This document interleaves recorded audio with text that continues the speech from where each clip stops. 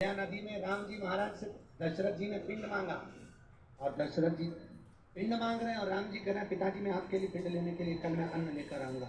राम जी अन्न लेने गए, सीता जी लक्ष्मण जी स्नान करने के लिए गए और सीता जी और लक्ष्मण जी दोनों, आज सीता मैया जब स्नान करने गई, स्नान करते समय उसी समय दशरथ जी आके जानकी मुझे पिंड दे दे। सीता जी ने वहीं पर खड़े हुए ब्राह्मण देवता से पूछा, ब्राह्मण देव मुझे अपने ससुर को पिंड देना है, क्या करूं?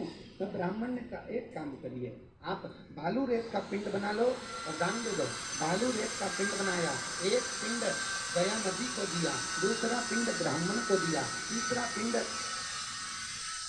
गाय को दिया और चौथा पिंड दशरथ जी को दिया। दशरथ जी पिंड लेकर गए और दशरथ जी महाराज जब पिंड लेकर पहुंचे, थोड़ी देर बाद राम जी आ गए। राम जी ने आकर कहा ले ये पिंड चावल है, सीता जी का काल है। सीता जी कहती मैंने पिंडदान कर दिया, पिंडदान कर दिया।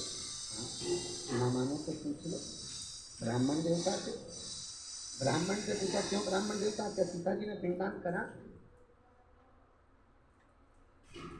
ब्राह्मण ने मन में सोचा बालू रेत का सीता जी ने पिंड दिया, क्या मेरे बच्चों का पेट भरा है? तो ब्राह्मण ने मना कर दिया, राम जी सीता जी ने कोई पिंडदान नहीं करा। सीता जी की आंख में आंसू हो गए और माता सीता रोती हुई बोली, हे ब्राह्मण देव मैं तुम्हें श्राप देती हूँ, तुमने मेरे पति राम के सामने झूठ बोला है, तुम कितना भी जोड़ लेना हमेशा तुम्हारी यहाँ कम नहीं पड़ेगा। सीता जी ने फाल्गु नदी से कहा, गया नदी से कहा, तू बोल मेरा पिंडदान कर, तू बोल। गया नदी ने मन में सोचा मेरी ही बालू रेत मुझ में डाल दी, इसको कोई पिंडदान कहते हैं? सीता जी ने उसी समय पर फाल्गु से कहा, आप बोलो। फाल्गु नदी कहती है सीता जी ने कोई पिंडदान नहीं करा। सीता जी ने श्राप दिया, फाल्गु मैं तुझे श्राप देती हूँ, जब तक तुझे खोदे नहीं तब तक तुझमें पानी निकले नहीं। गया जी अगर गए हो तो गया जी में जाकर देखना, पूरी फाल्गु नदी पर रेत जमी होती है, उसको इतना खोदे तब उसमें पानी निकलता है, तब लोग उसमें पिंडदान करते हैं। फाल्गु को भी श्राप है। सीता जी ने गौ माता से पूछवाया, गाय ने झूठ कह दिया, सीता जी ने कोई पिंडदान नहीं करा, तो गाय को श्राप दे दिया, तेरा मुख अपवित्र होगा।